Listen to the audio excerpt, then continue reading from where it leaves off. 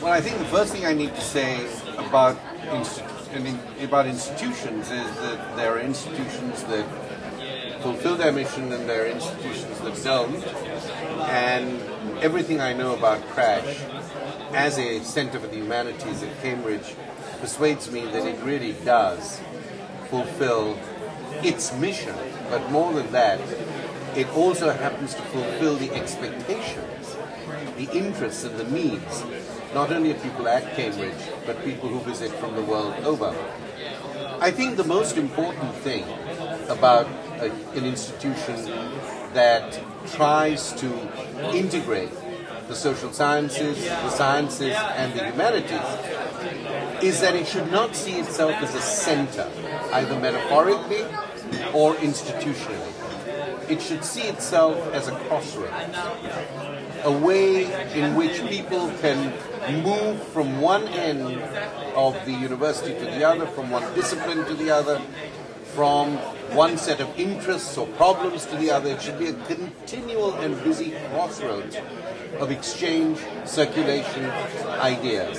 The other important aspect of a crossroads is that in order to have a successful system of crossroads, you have to have a sense of good manners, a sense of sociability, a sense of conviviality, a sense of convocation, of bringing people together. And I think that's an ambition that we all have, those of us who run humanities centres, and Crash has realised it in large measure.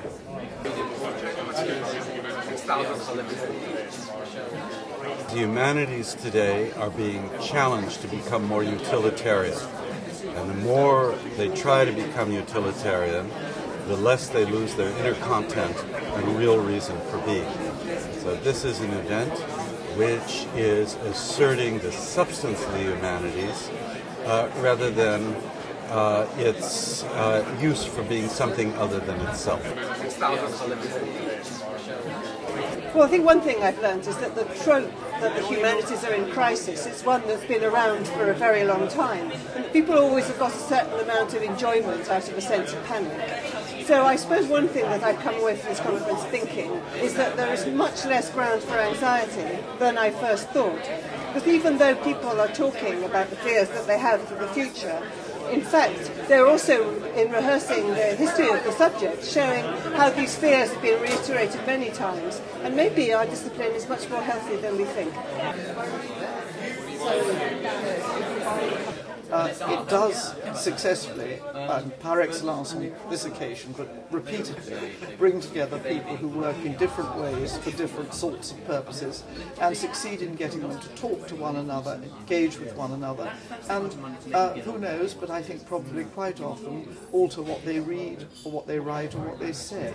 Crash isn't enough because most people working in the humanities don't have an opportunity to come here or indeed to some of the other humanities centres in this country or in North America, and also because, as I think we saw very clearly on this occasion, there are genuine barriers of competence and affiliation that stand in the way of talking together fluently and productively. And I think those barriers need attention at a much earlier stage of life, from secondary schools, where I think we need to emphasize skills more than content, languages, maths, science, rather more than doing baby social science, and undergraduate degrees where we need to emphasize a wider range of courses within degrees. So, and then indeed at postgraduate stage, a bit less ferocious emphasis on being able to say more and more about less and less. It's actually a career detriment to young people in the humanities and social sciences to be pushed to excessive specialism in order to prove their credentials.